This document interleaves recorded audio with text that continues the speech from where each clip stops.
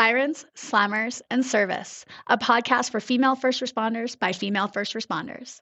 My name is Nikki Clucci, and I will be your host. As a former correctional officer in Alberta for almost 2 decades and the founder of Blue Line Fitness Testing, which provides law enforcement fitness testing and first responder wellness workshops, I started this podcast as a way for female first responders to share the trials, tribulations, and triumphs of their daily work. I want to showcase the unique perspectives, skill sets, and personalities that women bring to a first responder career and share their stories. So get ready to laugh your ass off, learn a whole bunch, and be inspired by some pretty badass women. Let's go. Hey guys, we are back. Oh God, we are back with Firecracker, and you guys are going to fucking love this episode. I am so excited. Today, I am joined by Ellen Connor. Ellen is currently a correctional manager with the Correctional Services of Canada. She is working out of William Head, and she's been there for 28 years, but she has been on leave for the past year, and she is getting ready to retire in October with 35 years of service, you guys. And I know you're thinking 28 to 35, the math ain't mathin', but it's because before she joined corrections, you guys, she was in the military and Navy for 7.5 years. And we are going to talk about this whole entire incredible journey that Ellen's been on. So welcome, Ellen. How are you? I'm good. Thanks for having me. This is awesome. I love what you do.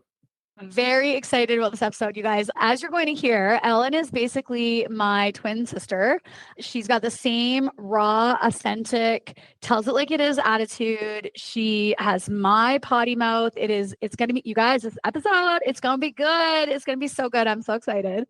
And so Ellen and I actually found each other in a roundabout way. So Lori Bailey, guys, was on in season 10.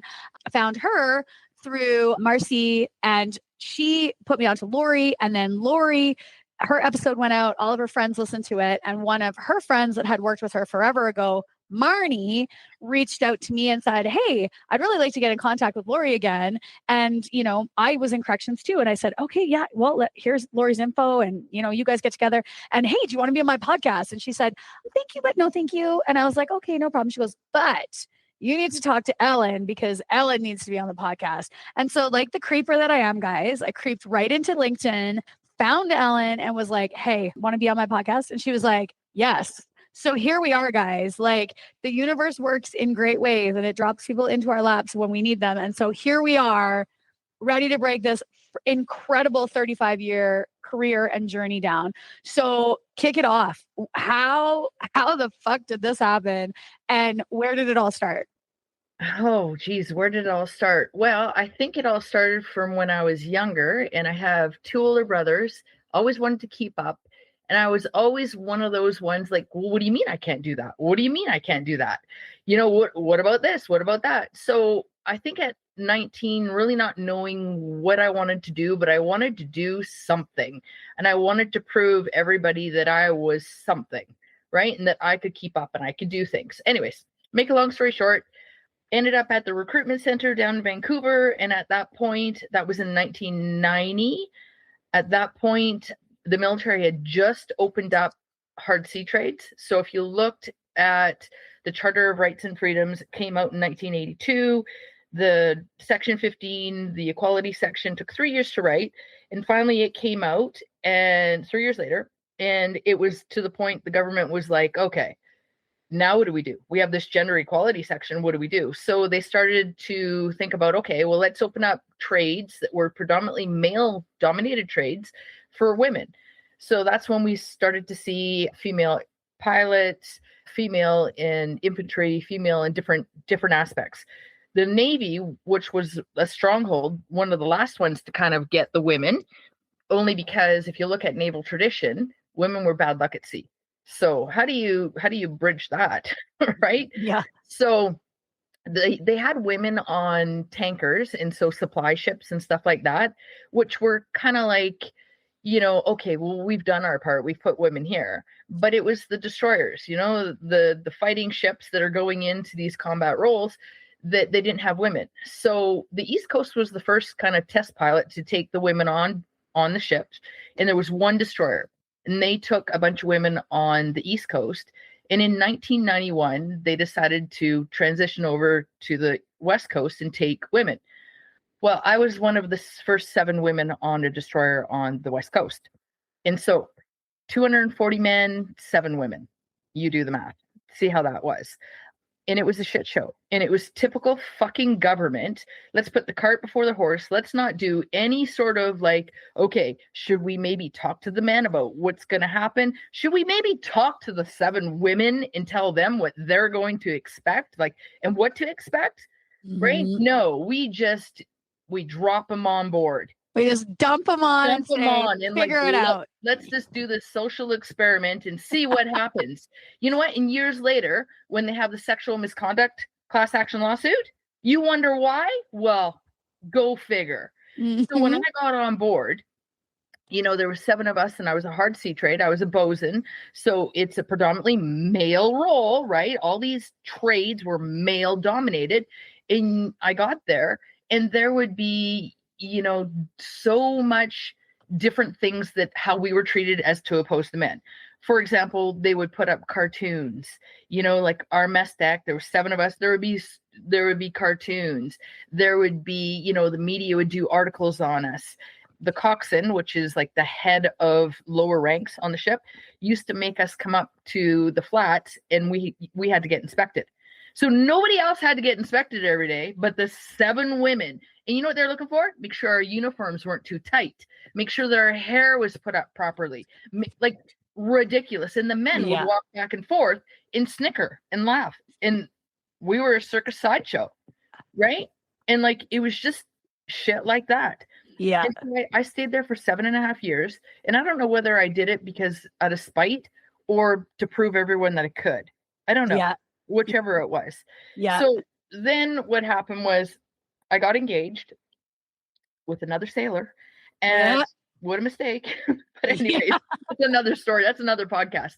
Yeah. And so I saw some of the women that had been posted on board having, kids and having to kind of maneuver with being away at sea for 2 to 3 months and have kids and have families, like their parents take care of their kids and just the heartache. And I thought, this is not a life. Like there's no way I want to do this. And so when I got engaged, I thought I'm going to bust a move. I'm going to transfer out of here somehow, some way. Yeah. And so I started applying and I applied for RCMP. I applied for corrections and thinking that I wanted to keep my pension going because I started at 19. I already had 7.5 years in. I didn't want to stop that. That was a good gig. I wanted to keep it going. So corrections called me first. And so I went over to court and I thought, oh, this is going to be a piece of cake, right? Having just come through all of that in the military, now I'm going to go over to corrections.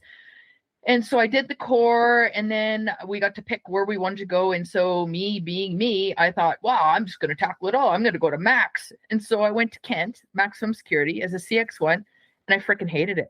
I absolutely hated it. I thought, what have I just done? Like the things that we fought for as women in the military and you and I spoke before, like it's like steering that Titanic, and we were just getting some momentum, but now here I'm in this whole new realm of this new world and it's screwed. It's screwed on so many different levels. It's the culture that I couldn't comprehend, right? Yes, it's male dominated, but it's a cultural thing. So you're supposed to treat the inmates like pieces of shit, but you have to be nice to your male counterparts. But the male counterparts are actually more obnoxious than the inmates. And you're like, what have I done here? Yep. And their behavior's not in check. I mean, this is going back 28 years. Their behavior's not in check. I remember responding to different things and seeing them tune up an inmate that was handcuffed, that was restrained, and then turn to me and say, don't fucking say anything. Like their behavior is okay. And because I'm a female, I'm a liability because I might say something. I'm too soft. I'm too nice, and it was just that. And I soon found that the culture within was so skewed. And I thought, okay, as a woman coming into corrections, you have a few choices. So, and I always say you have 3 choices. As a woman coming in, you can either, because you have to assimilate to survive. So you can either sleep around and get accepted that way, right? or you can assimilate. So you're not saying anything when the inmates are being jacked up about a bunch of bullshit stuff. You're just going along with it, right? Because you're just keep your head down, survival. Or the third one is you can balk against it and you can, complain, you can file grievances, you can, but guess what? You're the one getting kicked out. You're the one. So you have three choices as a female. And what happens there is you've seen all three of those females come through, and those are your choices. And so I learned that real quick. I stayed only less than a year at Kent because I thought this is just a world I do not want to be part of. And so then, and I was a casual at the time. So even though they don't even have that anymore. So it was basically full-time hours, but they called you. Same as provincial. Yeah. How old were you? 27. Okay. Yeah. 27, 28. And so then I went over to Mountain Institution, which at that time was just transitioning from a predominantly sex offender jail to open population, but still a medium. And so that's when I started being a partner with Lori Bailey. And I kind of found somebody with Lori. Like she knew the gig too, right? Like she wasn't sleeping around. She was assimilating, right? The same as what I had to do. Keep your head down. But then we found each other and really supported each other. And so many things that we saw were so wrong. But what do you do? And then if you say something or you get too strong or you have a voice or you are too much, then you are reminded real quick to know your role. Right? Stay in your lane. Right. And so from there, then I went to Quee, which was Healing Village at the time. But when I went there, it wasn't. It was Elbow Lake. It was like a minimum camp. And then they transitioned to a healing village. And so it was all Indigenous offenders. And that place was the best. Like if you look at corrections, I'd say that place at least runs differently than other places. The culture is different.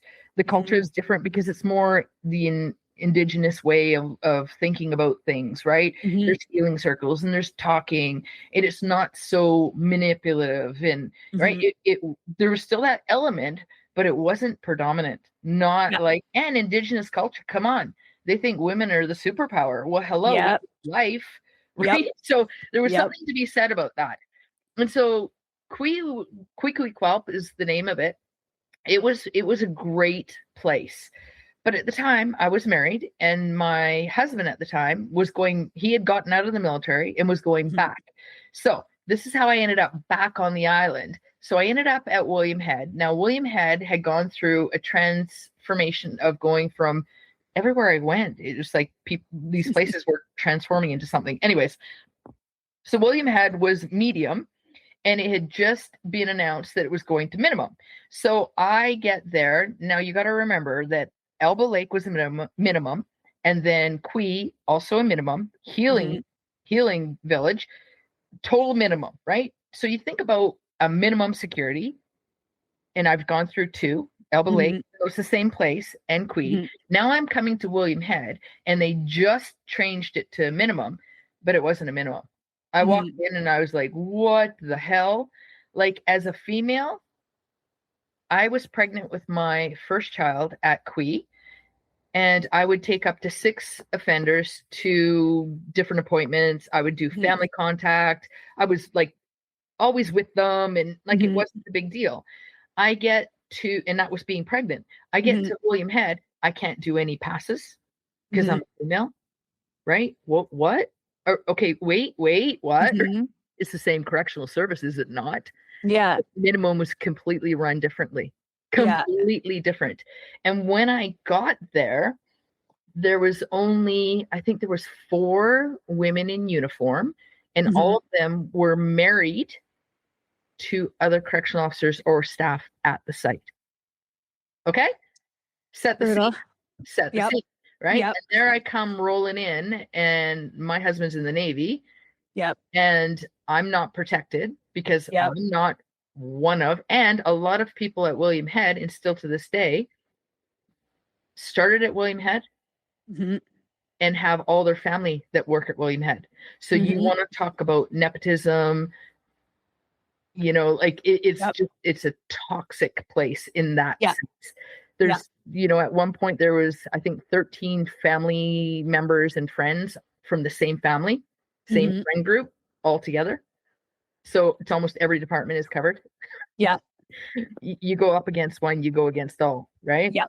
Yep. And for a small site, it's not good. Yeah. Now, that's as a staff member talking about that. How do you think the offenders fared with that? Yeah. Right? Yeah. And so we talk about culture and we talk about, these offenders. Yeah, some crimes are absolutely horrendous. I granted, I get that. I get that. And we do a disservice by those really horrendous ones have mental health. We just throw them into any institution, right? We throw them into any institution and let culture dictate. Well, yes. Okay. What we're talking about rehabilitation. At the end of the day, 90%, if not higher, will be out. They'll be our neighbors. They'll be, their kids will be in schools with our kids. They'll be, cooking at your favorite restaurant. Who knows where they're going to be? They might come and do the roof on your house, right? And so yet we don't treat them like that. Why? Because culture dictates. Now, if you look at it, it actually is society dictates it. So in the media, so somebody commits a crime, especially if it's like big media news, it's all over the media. And I've seen this time and time and time again. It's all over the media. And say the guy's doing a life sentence. He serves 25 years. He got first degree. He serves 25 years. He goes up to the parole. All of a sudden the media is all over it. But the pictures that they put on the media are all the pictures of when he was first arrested 25 years ago. You tell me that you're the same person 25 years ago. Yeah. Totally different. Totally different. Completely different. Yeah. What are we doing? Yeah. Right? Like, okay, I get, yes, a crime was committed. I'm not taking that away from anybody. I'm not taking away from the victims, how people feel. But do we just stop right there?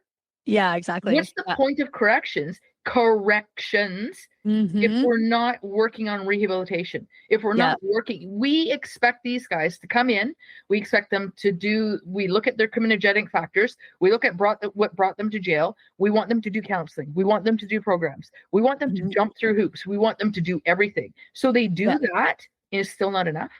Yet we have staff that act atrociously and there's no accountability. Where's the accountability? And who's being held accountable?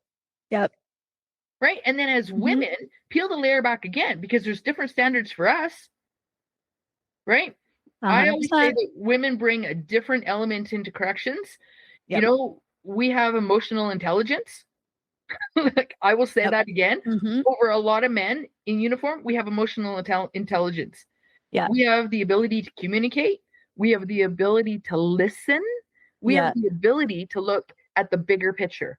What is the bigger picture? Is it the here and now, or is it the bigger picture? Right? And then you translate that into society, into everything. Another thing about me is when I was in my 30s, I went through a divorce, great divorce, as divorce goes. And I was looking for something. And now at this time, I'm kind of checked out of corrections. I'm going through the motions, right? I've assimilated. I'm keeping my head down. I'm in survival mode. I just want to get my paycheck because I got 2 kids. I'm going through a divorce. So I just want to keep my head down. But I'm missing something. I'm missing something. I need something to kind of fulfill me. I need something. So I started doing some long distance running. I started doing some weightlifting, and nothing really spoke to me. So then I started boxing. And I thought, okay, this is pretty cool. Went to one boxing class. After 1 hour, I went up to the coach and I'm like, okay, I want to fight. Like, I just knew. I just knew. And so I trained. I had my very first fight for my 40th year. So a lot of people go to Vegas for the 40th. No, I got into the boxing ring and had my very first fight. So I had 4 fights in my 40th year. And what that did to me was it empowered me. It found something within me that actually spoke to me on a different level. Everything else that I've been searching for didn't speak to me. Not until that moment when I had my first fight. I came back to the corner and my coach is there and he's like, what did you think? And I'm black eye, bleeding nose. And I said, when's the next fight? And it wasn't about the woman across the ring for me. It was all about my journey. It was all about me. And then that kind of started me into, so I had my 4 fights in my 40th year, and then I thought, okay, wait a minute, I can't sustain this. What am I doing? But I wanted to really have that impact on other women, because if I felt that, there must be women that need that too. Totally. So then I started thinking, okay. And then my young daughter at the time, she was 8, 9, she started boxing. Sweet. And so then I thought, okay, how am I going to do this? Because my experience, even with my 4 fights, my very first fight, they cooked the books. The girl that I fought across the ring wasn't even the girl that had on her record book. So again, it's male dominated. If you think about the sport of boxing, it's very male dominated. Yeah. And I was the circus sideshow. Her and I were the circus sideshow, because it was just right. Yeah. And if you think about it, like, yeah, I mean, if you look at the history of boxing, okay, we're going to do another history lesson. Yeah. The very first sanctioned female fight in North America, when do you think it was? In all of North America, women were allowed to box, finally. Say it like in the 90s, maybe early 90s? 91. July of 1991. So July that of is just crazy. So prior to that, what do you think women did? So women could box at clubs. They couldn't spar. They couldn't fight. And if the clubs got caught, they would be fined or shut down. That's a fact. That is a fact. Okay. So 1991 was the very first year that women could actually compete. Recognized. Yeah. And it happened in July in Nova Scotia. In all of North America, I might add, we were before the US. We were before the US. I know. I mean, yay for us. Yay for us for finally being first. Okay, so now, like, look at my whole life. 1991, I was one of the first 7 females on a destroyer, and in 1991, that was the first sanctioned boxing match. Yeah. Yeah. You getting the correlation? Yes. Yes. Anyway, so that was in 1991, and so I had my fights in 2012, 2013, somewhere in there, maybe 2010. I don't know. I can't remember. It was when I was 40. So then I started coaching, and then I thought, you know what? Like, my daughter wanted to compete. I said, I can't have her go to a club where men make the rules, because I already saw that firsthand, right? I already saw the books getting cooked. So my coach, he was a great mentor. And you know what? I'm a feminist, but I'm not trying to diss men by any means, because there's some great men in my life. Some great men, and he was one of them. He was a gem. And he said, you know what, you should start your own club. You could totally start your own club. So I did. So I started Suit Boxing, a nonprofit club, in 2016. And and I remember taking my daughter and another young boy to a fight over in Vancouver, and she was young, and so was this kid. And we went there, and we're waiting for the weigh-ins. And so weighted sport, you got to weigh in before, right? We're waiting in the weigh-ins. This one coach, bulbous nose, I'll never forget him. He comes over, and he has a history of boxing, whereas I didn't have a history. And so, and I'm a woman, so I had 2 things against me. Yeah. Right. He comes over and he looks me up from head to toe and back up again, checks me out, and says, so who are you and who's running Suit Boxing now? And I said, well, I am so-and-so, and it's me. And he looks me up and down again. He says, no shit. I said, yeah. Welcome to boxing, baby. Right? Like, that was kind of like, okay, here I am. Yeah. And then, it's kind of like, it just continued. It just continued to the point now that, and I won't fill in, this could be hours of talking. I am actually at the Human Rights Tribunal because I filed a human rights complaint about boxing, and we went through mediation, failed miserably, and now we're going to trial. Wow. And so, I have lots of stories on that and the male domination, and, and you look at, as I said, about society with corrections, with the military, and even with boxing, all these spaces were never created for women to be in. They were all created by men for men. Yep. So if you just pause and think about that for a second, why we're still struggling. Last week or 2 weeks ago with the USA hockey team winning the gold medal, and all of the stuff that came out of that, and women demanding, apologies and demanding accountability. We're never going to get it. No. No. But guess what? Why do we keep demanding it? Why do we keep pushing our power onto that? Mhm. Why do we not, as women, we're 51% of the world's population. If we just stopped and banded together, supported each other, bought the Mhm. tickets, the tickets to the Mhm. women's hockey games, Yeah. supported women instead of always, you know, I guess vying for the man's attention, the man's approval. And I say that Mhm. collectively, right? Yeah. We all do that. We all want to vie for that acceptance. Mhm. Why are we looking for a male acceptance? Yeah.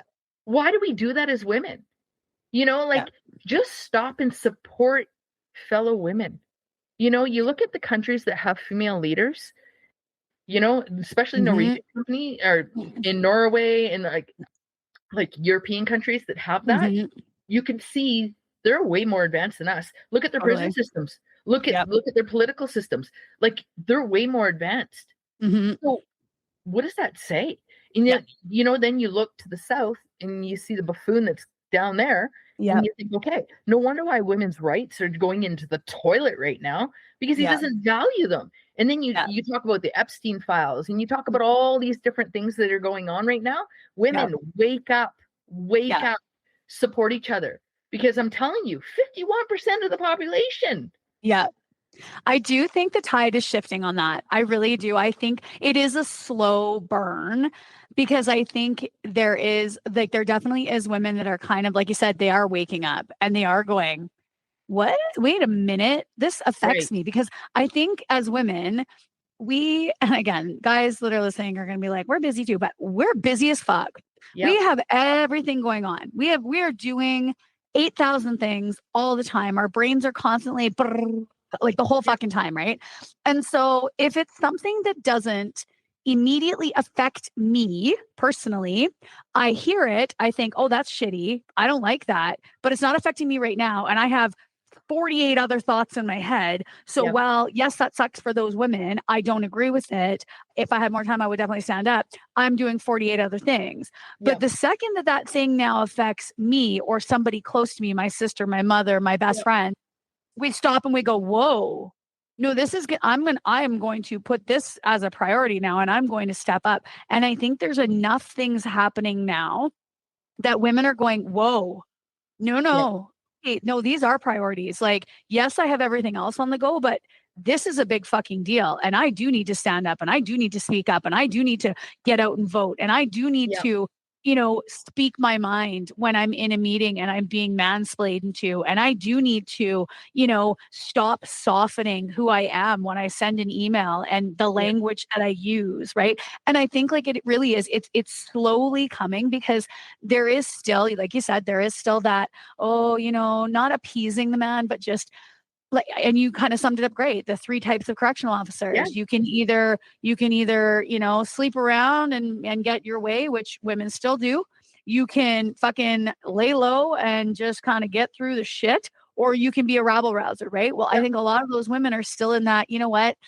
It's just easier if I don't say anything. You know what? Yep. It's not really affecting me, so I'm just gonna go with the flow. I'm just gonna keep my Right. head down because I look at the girl that spoke up. I don't want that shit to happen to me, so I'm not gonna speak up because look what happened to her. Like that's shitty, right? And so then Yep. they wait for people like you and I to speak up.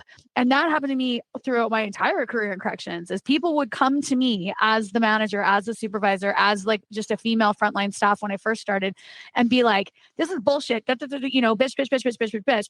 We really got to do something.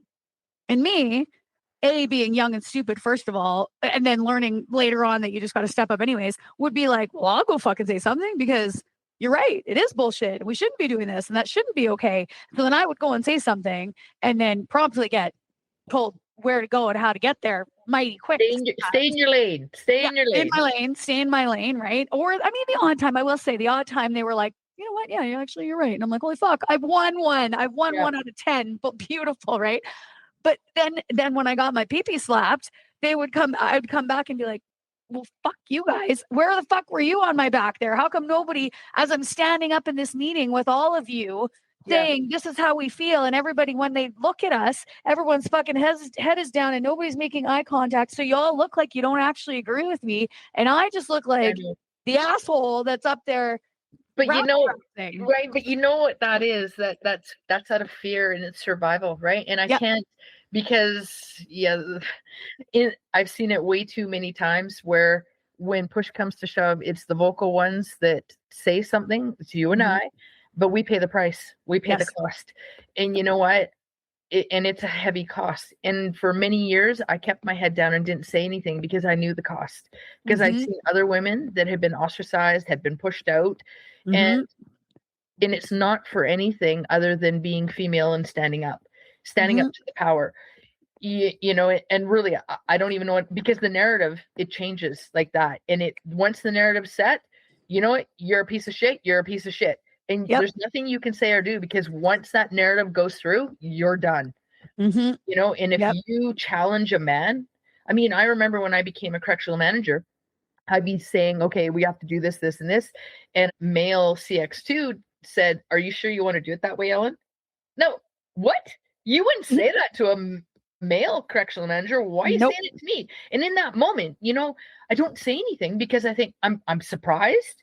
And then being kind of conditioned, you kind of think, am I doing that the right way? Because we've been pushed down for so long that you actually second guess yourself when a man questions you. What? You know, I had a guy when I was the manager and he was the supervisor, and I went down to his range, his pod. So it was 4 units within the pod. And I went down to the range and I always did my rounds. I was the manager that actually did my rounds and went door to door and checked in on every single inmate cell to make sure everything was fucking the way it's supposed to be, right? Because that's who I am as a person. I expect excellence. And so I walked around and I would do, and on one unit, it was a fucking pigsty, and it was the big gangbanger unit. And it was, you know, like the fucking heavies and the guys that are, you know, fucking bullshit, like pissed off that I came in, and I fucking shook up the unit a little bit. But like, also, fuck you guys. You know, I come here every fucking day. You know that I have the same standards every fucking day when I come here. You're just pissed off that you got caught fucking slipping, and I came in earlier than you're used to me showing up, and your unit was a pigsty and I called you out on it. That's what you're pissed off about, right? And so as I was walking out of the unit, the CO3's office, the supervisor's office is in like the bubble in like the kind of middle. And he's like, Thompson, get in here. And I like fucking stopped, and I was like, who the fuck do you think you're talking to, is what I'm thinking in my mind. Cause I'm like, you're wearing stripes and I'm wearing leafs, and you sure as fuck wouldn't talk to a fucking male manager like that. Right. And so I stopped and I kind of turned around slowly. And again, you're doing how am I going to fucking play this off? How am I going to deal with this interaction? Because if I deal with it the way I want to deal with it, which is, who the fuck do you think you're talking to fucking now? You're a target. Right? This is going to go south for me. But if I don't call this motherfucker out on his bullshit, it's also, he's going to be like, I got this bitch, right? And I got to be careful because the roof was all grates. So upstairs, the pod control guy can hear everything, literally everything that we're saying, right? And so I'm like, so we have an audience, and I got to save face here, and I got to make sure that they do this right. But I also am a manager, and now we're in the era of time where you can't just say what you should say to fucking staff sometimes. And you got to be careful because he's a union guy and I'm not. And now he's going to run to his steward, even though he's a fucking piece of shit that called me. Right. So all these things are going through my head.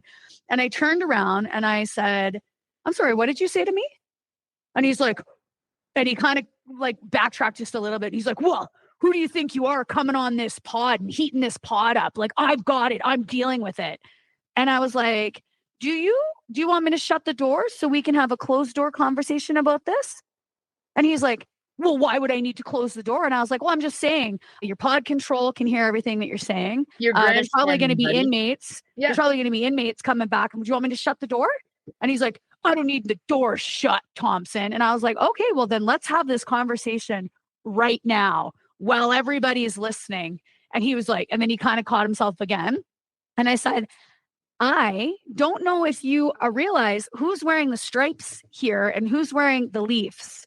And so you are wearing the stripes, which means you work for me And I will come onto this pod any fucking time I want. And I will walk around these units and I will walk around these cells. And if this unit in this pod is not up to standard, I'm going to call you out on it. Do you have a problem with that? And he just kind of was like, and I was like, because if you do, speak up. I'd love to hear it. And he kind of just.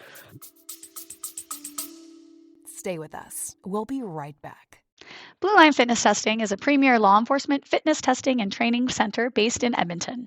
Specializing in helping individuals prepare for the physical demands of a career in law enforcement, we offer comprehensive fitness evaluations, specialized training programs, and classes tailored to meet the unique needs of our clients.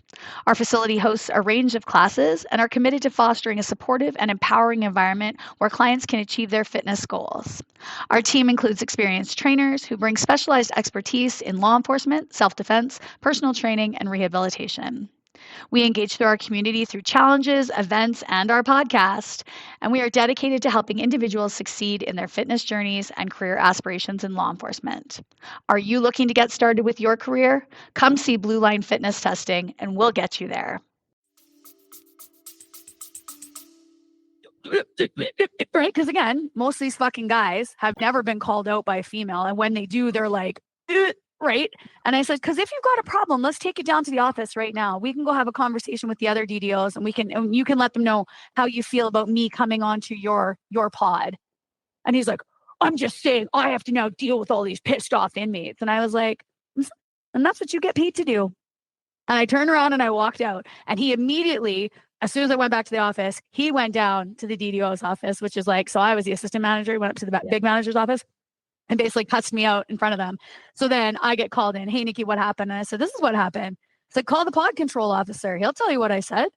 You probably listened to the audio. It's on there. But like, that would never, none of that would have happened if I was a guy. Never would that have happened. Reverse those roles. Mm-hmm. That would never happen. That would never happen. And you know what? The thing is, you now are labeled a bitch. Totally. Right? Yep. If it was a guy coming down on a female that was working in the pod, it would be like he would, express his authority, right? But it's double standard. It's an absolute double standard. And I saw it all the time. And don't kid yourself. When he went running to whoever he was running to, it's a boys' club. 100% a boys' club. And they all protect each other. And Nikki, she's just a bitch. Just ignore her. She's just a bitch. Heard it my whole career. That Ellen, she's just a bitch. Yep. Right? And all it is just being bold and standing up for what is right and signing up to not be treated like shit. But you're instantly a bitch. Instantly a bitch. Instantly. When I left, that was exactly, the funny thing, and I've said this on the podcast before, is when I left corrections, there was a couple guys that hated me when I worked there. No love lost between the two of us. I fucking didn't like them. They didn't like me. Fair. We were respectful in that we could work together and, we did our jobs, but it was not we were not friends. There was no fucking, jokey jokes.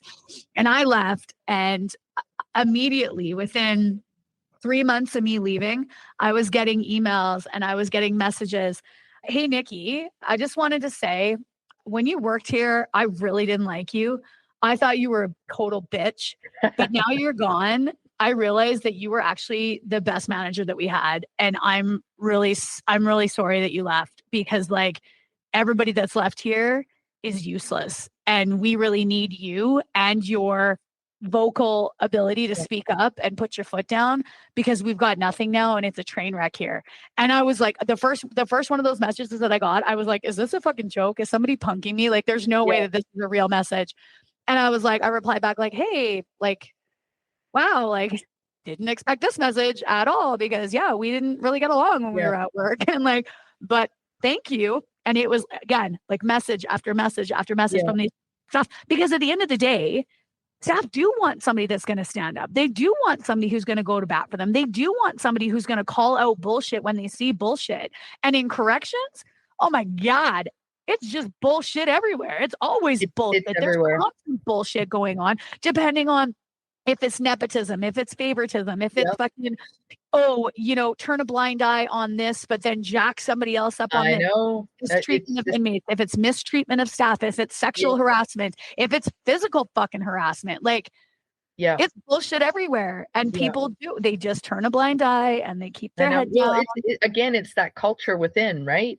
I mean, I'm taking UBC courses right now on inclusion and diversity, and we keep talking about how to be more inclusive in workplaces. And I keep saying, you can't in corrections. Like you try to, and you just can't, because the culture takes over. And really, it's us against them. And whoever started that. Yeah. It's the culture piece that takes it over. I mean, so I kind of turned to LinkedIn, and I write on so many different things that I've seen throughout my career in corrections, whether it be the gender issue, if you want to peel back the layers of what corrections is, it really exposes the wrongdoings of corrections. Look at gender and exactly what we're just talking about. That exposes it, the us against them. And then even look at the correctional investigator. The correctional investigator, Ivan Zinger, that it's been for years, he just gave up. He just said, I'm done. Like, and I reposted that and I talked about that. Like, if our correctional investigator, who is the head of investigating our corrections across Canada, if he, year after year, he puts out a report and says corrections needs to do this, this, and this, and calls out different things, right, that he sees. And that's based on interviews with offenders. It's based on interviews with staff. He goes to different correctional sites. It's not just, this doesn't pull it out of his ass. Like, it's all this research, right? And this is what's wrong with corrections. This is what we need to do. Well, Correctional Services Canada hasn't done any of the recommendations. So he's now washed his hands, thrown his hands up and said, I'm done. Like, I am done.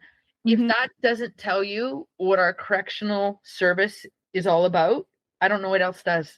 Yep. I really don't know what else does. Yeah. Right. And what you said too, before we started recording, we were having a conversation about, because it's the same in provincial corrections, right? The same recommendations come down. It is the corrections culture. Like, and it doesn't matter if it's provincial, if it's federal, if it's community, if it's youth, it's prevalent across all of it. And I will say, I used to think it was only corrections that was like this. And now, having started Blue Line and been, exposed to policing, peace officers, like sheriffs, like, it's prevalent across first responders. Like, it really is. I do find that it's a little bit harsher in corrections. And I think, and I've said this before too, I think it's because we're locked in with each other. Whereas if you're working out in the community, you might get a different partner more often than not. You have the ability to move. Yeah. Right? You're not literally locked into a unit with these people, or locked into a building with these people. Right. Yeah.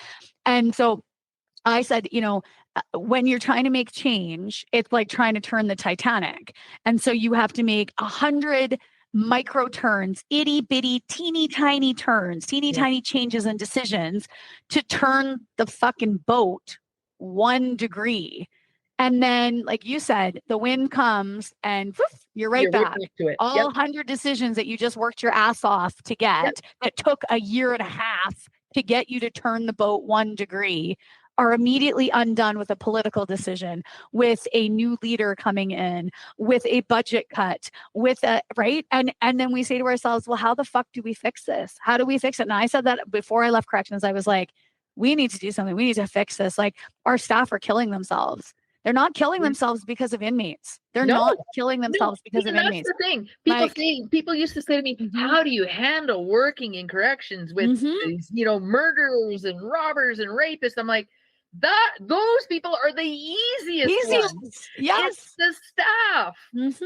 The offenders, I never had a problem with the offenders. I mean, the one odd, different security classifications are, like, if I was at maximum, medium, and then minimum, there's different ones. Yeah. Ones that haven't, quite cascaded down into their accountability and everything. But again, we're holding them at a different standard than our staff. Yes. And so some of our staff are coming in, and I swear to God, they should be on the other side of the bars. Oh yeah. I swear to God. And their behaviors, and it's allowed. right? I mean, Yep. okay, like let's look at, not to shit all over men, but let's look at even in the boxing world. So I get women that come into the club that want to have a fight, but they all think, oh God, I can't do that. I can't do it. Men come in, testosterone based. I don't need to listen to you, bitch. I already know what to do. Right. And so when men get into the ring, they fight for that, beat on their chest. I'm the most masculine. I'm the alpha fucking male. Right. Yep. Women get into the ring, completely different reasons. They look around the room and, oh my God, can I do this? Oh my God, if I get hit, what will people think? Yeah. Oh my God, can I do this? Will I look silly? Does the outfit look too tight? It's all those things. It's all the internal pieces, right? Yes. And once you give women that authority, permission, that ability to be empowered, it blossoms from there. Oh, Because totally. again, two different reasons. And it's the same. I did a LinkedIn thing on why people go into corrections. Why do staff go into corrections? And if you think about it, in your time in corrections, look at the different people that get into corrections. Okay. Think about that for a sec.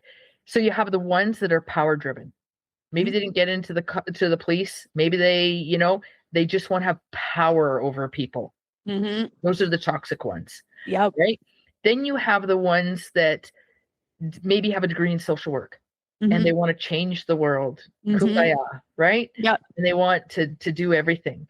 And so you think about these different people, and then there's some that just need a steady paycheck. Love those ones because they're the steady eddies. They'll just steady eddies. Yep. Keep their heads down and they just do it for a career. It's a great career if that's what you're doing it for, but you have to deal with the other two, right?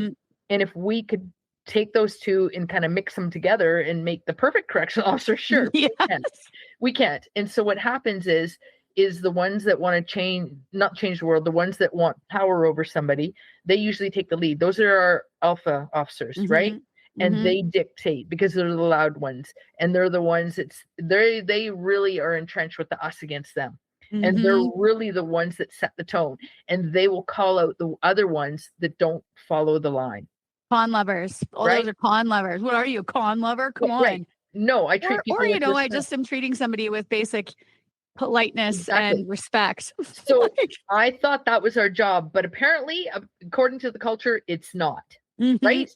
So that's the oxymoron. So you have all these policies, these mandates, you have all this stuff that's coming down, make sure you do this, this, and this, and read this policy. But when it really comes down to it, burn the policy because no one's following that policy. They're doing whatever the hell they want as dictated by the power struggle ones, right? Yes. And that's ultimately what we're talking about now, right? Yep. I mean, I sat in the ivory tower with the correctional managers.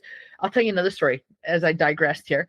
So when I first became a correctional manager, I went up into the office and it was always male dominated. Always male dominated. 6 correctional managers. And in my entire time there, when I first got to William Head, there was 1 female correctional manager. Now, remember I told you that it was medium and then went into minimum?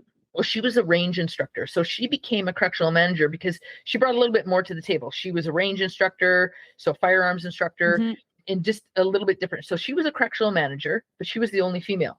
So in 22 years that I was there as a CX2, not once did I ever see email for an all-call of an expression, hey, does anyone want to be acting correctional manager? Does anyone want to do the course? Does anyone, no notices for the masses, us CX2s, to have opportunity to advance in our career. Yeah. Just never heard of it. We never saw it, never heard of it. Until some shit happened. And the only female correctional managers we had from when I started were ones that had transferred in, and usually with their husbands that were correctional officers as well, or transferred in just as a transfer. They were already correctional managers. They were never developed within the ranks. And so when some shit happened with the 2 female correctional managers that we had there, one was basically ostracized out, as we've talked about, and the other one was just like, I'm out, this is too much. Yep. And so it was the male domination again. It was the male, it's the men's club. And so first time in all of my career, I saw this email come across saying, hey, anybody interested in doing the training to be an acting correction manager, blah, blah, blah, put your name forward. And I was like, wait a minute, I've never seen this before. And I'm like you, people would come to me and I'd be voicing my opinion, right? And I thought, oh shit, here's my opportunity. And other females came to me and said, you need to do this. You need to. So I put my name forward, ended up going through the competition. I was the only one to pass the competition. So they're stuck with me. So I'm a correctional manager. And so when I got up into that office, and then they brought in another female who was already a correctional manager into the office. So there was 2 of us, 2 females and 4 men. And this is really interesting. So in the office, there was 3 lockers, just lockers, right? And so I said, why is there only 3 lockers? There's 6 of us. Oh, that's just the way it's always been. Now, how many times have you heard that? It's just the way it's always been. I said, okay, but wait a minute. That's not fair. There's 6 of us. Why is there only 3 lockers? Well, we don't have, and the ones that had lockers, well, we don't see a problem with that. We don't see an issue. Well, of course you don't see an issue. And 3 of the more senior ones had the lockers. So I'm like, okay, but wait a minute. Why do I have to go to the bathroom, the change room to have a locker when you guys have lockers right here in the office where we work? And so they were all like, no. And I say they, collectively the men, they were like, no, it's fine. It's fine. It's fine. So that was my first kind of order of business. I got 6 lockers. The half-size lockers. And I put them in there. And oh my God, you bitch, because you just changed the whole thing, right? Who do you think you are? Well, now everyone has a locker, right? Like simple little things. You and I lived the same fucking career over the same things. I literally, same thing. I like little things like that. And then it would be, well, how dare you change that? But now we all have one. What the fuck are you complaining about? Like, what the fuck? You still have a fucking locker. We didn't take your fucking locker away. You still have one, but now we all have one. Isn't that incredible? Oh, how dare you? I know. And then, you know, being questioned on how I do corrections. So you said that you would go to the pod or the unit and go and talk to each offender. I was the same way. I would talk to the offenders. Well, what the fuck are you doing? Because you're talking to people. Oh my God. Right? Yep. I got it too. Why? We don't have time to do rounds on to every unit and every cell. Yeah. Clearly we fucking do, because I do it every shift and I still manage to get all my paperwork fucking done and all my reports done. And it also says it in fucking policy that we're supposed to do this every fucking day. So policy is interpreted differently. Remember that. I already said that, right? It depends on who's reading the policy. And I don't know about you, but the policy, you know, like I read the policy, okay, but it doesn't have like 50 different interpretations of the policy, because that's what they do. They interpret it. Oh, well, that, you know, maybe we have to do that. Kidding me. Are you kidding me? Anyway. So why did you choose to become a manager then? Like, what was it? Because you were like, you know what, I think I can make a difference, or like what? 100%. I thought, you know what, I'm going to go and I'm going to have a voice. Now, actually, I have a soapbox that I can step upon and I can make a difference. Well, I soon found out that difference, it didn't fare well. I'll leave that at that, but it did not fare well. I literally said this last week on the podcast, is that moving up into management is not all it's cracked up to be. Everybody looks at it from the front line like, oh, look at that fucking gravy train, the managers. It is fucking hard. It is fucking hard, because you're getting shit on from above. You're getting shit on from below. You are doing your very best to bring forth the change that you see that needs to be done coming from the front lines, that your frontline staff are telling you needs to happen. And it's like pushing a fucking giant rock up a hill and the rock just continually rolling back on you. But yet you're supposed to still fucking be happy and go to work every day and be like, yes, I love this job. Look at me with my fucking leaps. It's amazing. Don't forget, when that rock's rolling back down, there's 4 men on the other side fucking pushing it. Right? Because how dare you? Yes. Yeah. The other thing that I found too, moving up, is that move away from dealing with the inmates, which I actually enjoyed. Like the thing that always blows my mind, you kind of mentioned about like, the different types of correctional officers, is the ones that come in that absolutely fucking hate people, just people in general. It's not So they why are hate you cons. here? Yeah, they hate cons, but they also hate the fucking nice people at Tim Hortons that give them their coffee every morning. They Exactly. hate Why are fucking they like there? they hate everybody, right? Why are they there? Why are you working in a Exactly. career where literally your job is to deal with people all Right. day long? Right. And so for me, I liked to talk to the inmates. They were funny half the time. The shit, stories, Oh the my God, fucking- yes. the lives that they have lived. Like you're just like, I'm sorry, what the fuck? What Yeah. the fuck? Right? So talking to them, like they're people too, right? They're interesting people that come from interesting backgrounds. And so I would like to, and plus when you talk to the cons, you find out a fuck of a lot about what's going on out there and what's happening Exactly. on the unit and what you need to pay attention to and what's Exactly. going to go down. And when they get to know you, they're going to fucking let it slide. Like somebody's going to get beat on the unit boss and you need to Yep. get them off. Okay, no problem. Like I can fucking make that happen. Thank you for letting me know and saving me 4 hours of paperwork tonight when I want to go home at 11 o'clock. But now I've got a fucking death inquiry that I got to take care of because you guys beat this guy to death. Great. Thank you. Right? Like, Yeah. why would you not want to go and talk to them? But people that don't want to talk to people, that fucking hate everybody, and they're out there working the units. Like, why are you talking to these inmates? I Better than know. talking to you. I don't want to sit here and talk to you. I'd rather be out there on the unit Yeah. talking to these fucking guys. Oh my Which God. says something. Which says something. 100%. 100%. Yeah. Thank you. And moving your- up and then having to deal with staff. That was for me. Yeah. That was the hardest part of like, oh my God. And just, can you just do the job that you get paid money to do? Can you just do the bare fucking minimum? The bare fucking minimum Yeah. is all I'm asking from you. And that would make me happy. And you can't even do that. I got to jack you up every fucking day because you can't do the bare minimum of rounds and security checks to make sure that this unit is safe for you to fucking go home to your family at the end of the day. Okay, no problem. I don't understand why I can't get you to do that, but I can't get you to do that. And then what happens is, so as a manager, you have the people that you have to report on, right? For their performance and stuff. So I had this one fella and he was definitely entrenched with the old boys club. Right. So entrenched. Yeah. And so I would talk to him about, he would totally be disrespectful to offenders and offenders would complain and, and he just kept going. I mean, we have, offenders that have different pronouns, refuse to use them, just stupid things, right? Stupid shit. Yep. And just for power, control, right? Yeah. Because I wear the uniform and you're a piece of shit, right? Whatever. Yep. And so when I wrote his performance, he all of a sudden was like, I'm not going to sign that and you're harassing me and you're so mean and rah, rah, rah. Like, are you for real? You are a baby. Are you for real? Right? And so is that stuff too. Like, holy cow. Yeah. Because why? Because your buddies before would be your bosses and then you walked on water? But you don't. You don't. Yep. Right?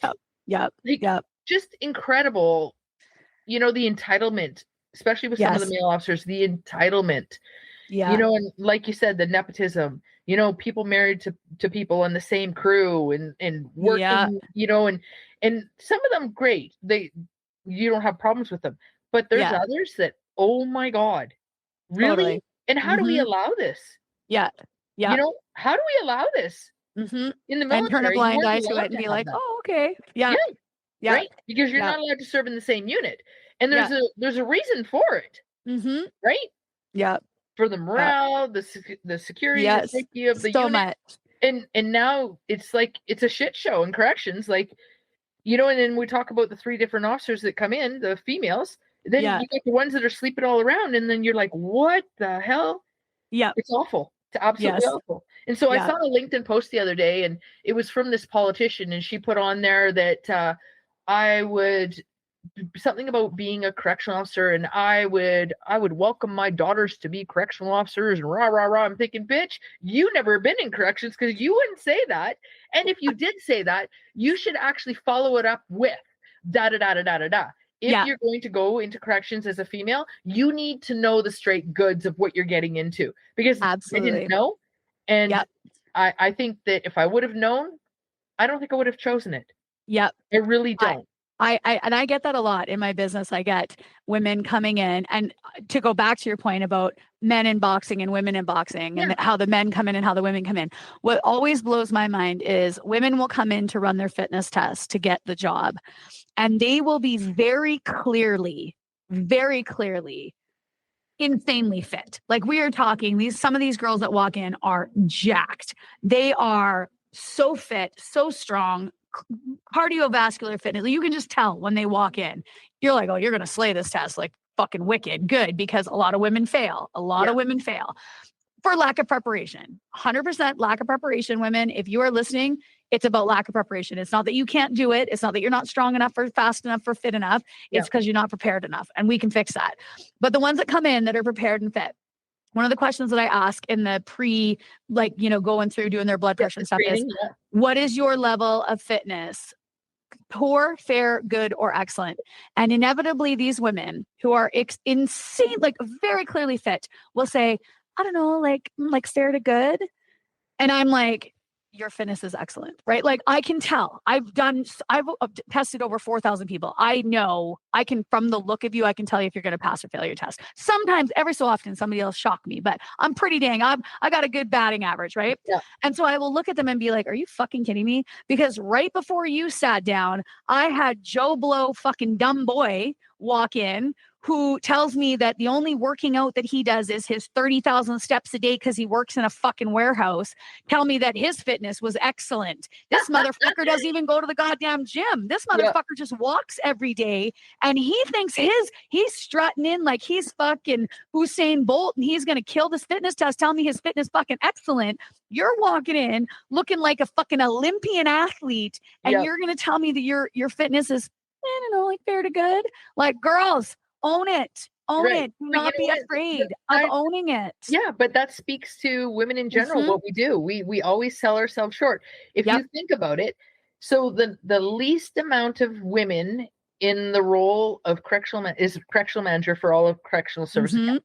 So that's the least amount of women in that role, right? That has the least amount. Yeah. And you ask women why? Well, because I don't have all the qualifications that it says. And so what'll happen is women won't apply. And this goes to every sort of job worldwide.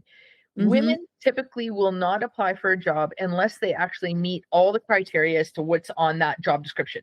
Now, men, you might have one thing that they meet and they're like, I got this job. What? What? Like, why? Yeah, 100%. Because for when we're younger, we're always told that we're not enough. We're always told there's limitations to us, right? Yep. And there's gender roles, there's pink jobs and blue jobs, right? There's gender roles, and men got the message, the sky's the limit, right? Yeah. Women didn't get that message. And no matter what, we still have to beat that message into our women because we're still not getting it. We still have, I see it. I run a kind of like a outreach program where I go into all the different high schools in Greater Victoria, and I teach girls only PE classes, and I teach them the sport of boxing. But what I do, it's not selling them on boxing. I'm selling them on empowerment. And when I start, I kind of give the history, and I give them the whole, there's only 6 punches in boxing, and I'm going to teach each and every one of you those 6 punches. I said, what I can't teach you is to believe in yourself. That's got to come in from you. Yeah. Right. But I'm going to give you the tools, a vehicle to find that empowerment. It's up to you to drive that vehicle. Right. And I get so many girls that put on the boxing gloves and I'll hold the pad ready for them to hit, to crack a punch. I can't do that. Yeah. Why can't you do that? Well, because I can't. I'm not fit enough. I'm not able. I don't want to. I can't. And it's always the stammering. I can't do that. Yeah. Why? Whoever told you couldn't do it? Yeah. Whoever told you that? Yeah. Right? Yeah. And it's the same as what you're just talking about. Like, why is it that women, we sell ourselves short every step of the way? And I know we talked about building each other up and, empowering women, and we're all busy. I get that. But it's the next time you're at the gym or you're doing something and you see somebody, maybe they're just starting out at this fitness class. Maybe they're just trying to figure it out. You know what? Smile at them, encourage them, tell them that they look great, Just Yeah. support each other. I mean, Yeah. it's the small things that actually make a difference. Totally. Right? Yeah. Yeah. Okay, I want to start to wrap up because we've Okay. talked about a ton of stuff. I love it though. I mean, like literally, I could just keep talking. I could keep talking to you about so many different things, but I know you're busy. So, It's all good. I like to wrap up, and I wrap up with some fun kind of rapid fire questions.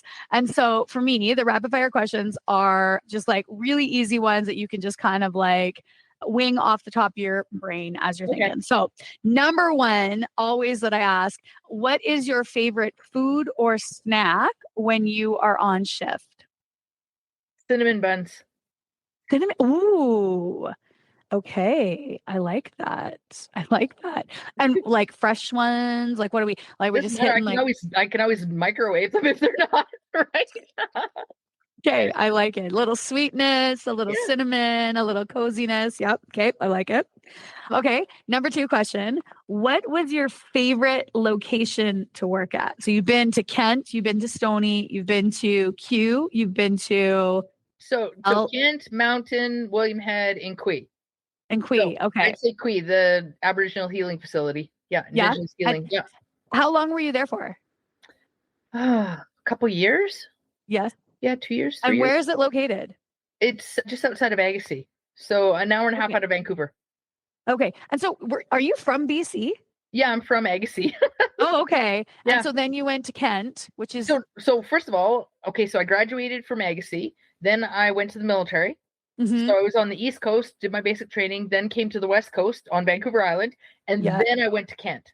Okay. Yeah, And back Kent's in to Agassiz. Ontario, right? No, in Agassiz, in BC. Oh, okay. Yeah, all in I don't BC. know.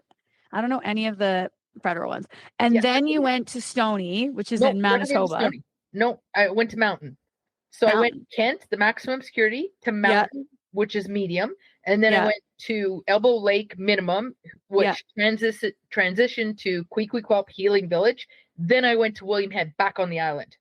So I was so all in BC. all in BC. You've never had to move out. You've never had to move out of BC. No, but I went from the mainland to the island. Yeah, but that's incredible because usually in federal, they've got you jumping place to place to place. Not really. No? You can stay. I mean, I met people that have been their whole entire career at the same site. Yeah, that's I a guess. disservice. That is a disservice. Totally is. I agree with that. We cascade the inmates down, but we don't do that with our staff. Why? Yes.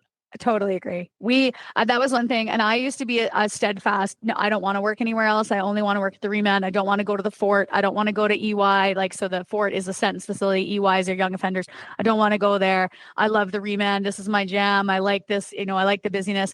And then because of the boys club, I made the choice to leave remand and go to Red Deer remand. So I went from the Whale. So 1,900 inmates to 100, maybe 120 inmates, 150 staff on my shift to 12 staff on my shift. Wow. Yeah. And to go from the Whale to the minnow and all the shit that I had to relearn and do because they didn't have 24/7 healthcare. They didn't have 24/7 sentence admin. They didn't have like property, like all that shit that I used to do at the old jail before remand moved to the big one. I was like, oh my God, like it makes you think. And you see how other things work and you see how other jails work. So think about those officers that stay at the same site their whole entire career, right? I think we're doing a disservice. We're doing a disservice. Yeah, totally agree. Okay. And then last one I want to ask is, what is a piece of advice that you would give to somebody that's looking to get into the career? Because we've talked a lot. We've been pretty harsh. We've been pretty real in our opinions and how we feel about things. So what would be a piece of advice you would give to somebody that says like, yeah, I still want to do it. You told me all this shit and I still want to do it. Well, okay. So different advice for males and different advice for females. Okay. So for male officers, I'd say be yourself. Well, I guess the same advice for some of them. Be yourself. Don't sell your soul. If you're not prepared to stand up for the right thing, then this is not a career for you. Love it. As for females, don't give your power away. Yes. Incredible. Right? Incredible pieces of advice. Exactly right. Because there's so many things that we micro give away. And then you look back all of a sudden, you're like, who the fuck am I? Yep. And what has happened to who I was, and what's That's right. happened to the person that I was when I came into this job. So Why is it that women give their power away so freely and easily, whereas men don't? They hang on to the power. Why? Yes. Yep. Yep. I love that. I love that piece of advice.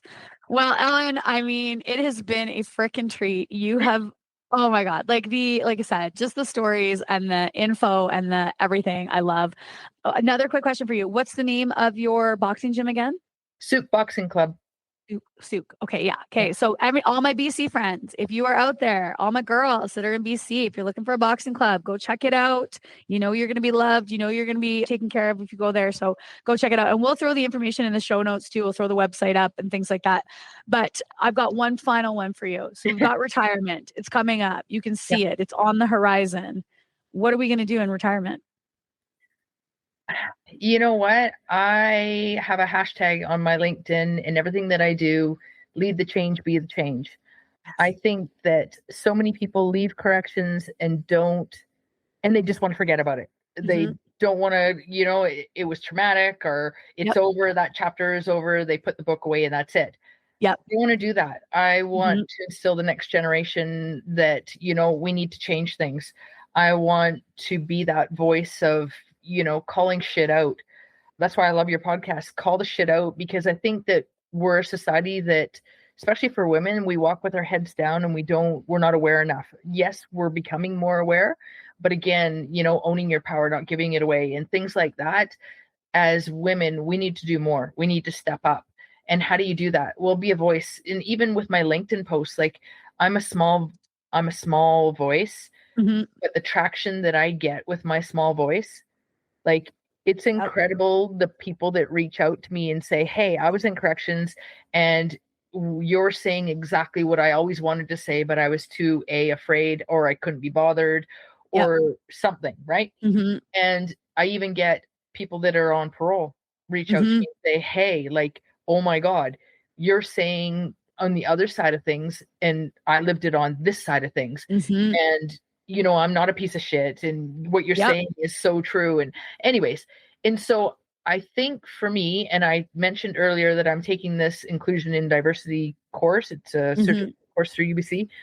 I want to do something with that, whether it be working with an advocacy group or something. I don't know yet. I want to make some sort of change, because the current system that we have is not working. Right? Even in our society with sport and women, you look at the inequalities there, and we need to change something. So how do we change? We can all talk about it, but nobody ever does anything about it, or it's not done enough.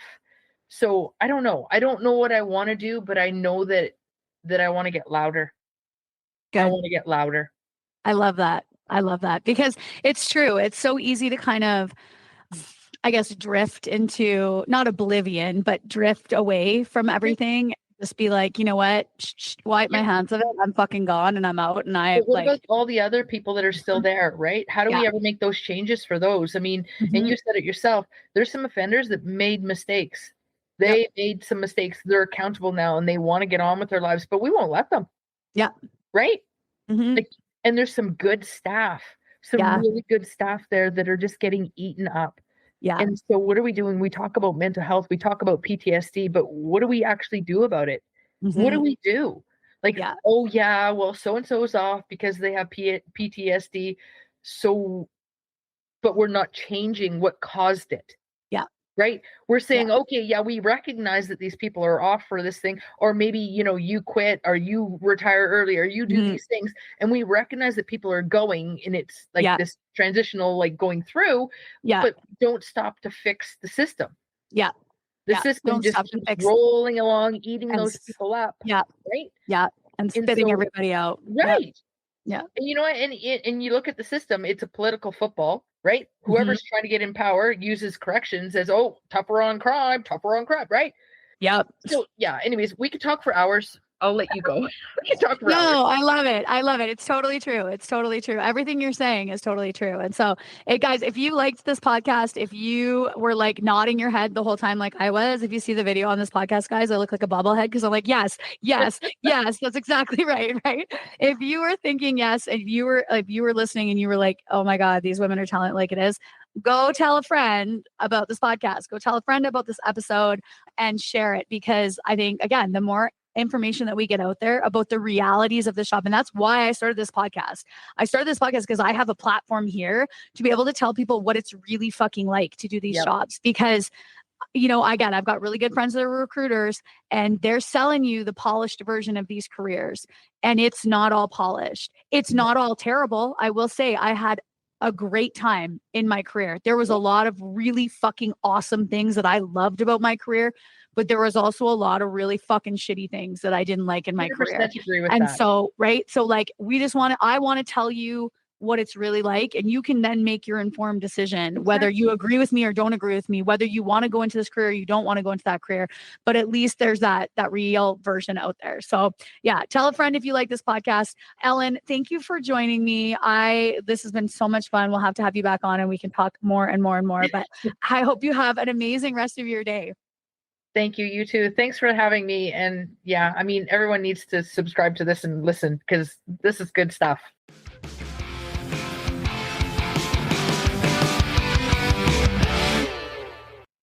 Well, that's it for today, folks. Thanks so much for tuning in, listening, giving me your time, your energy, and your attention. I completely appreciate it. Make sure you check out our next episode with another badass female first responder anywhere you get your favorite podcasts. And follow us on Instagram and Facebook at bluelinefitnesstesting.com. I hope you stay safe, keep your head on a swivel, and watch your six.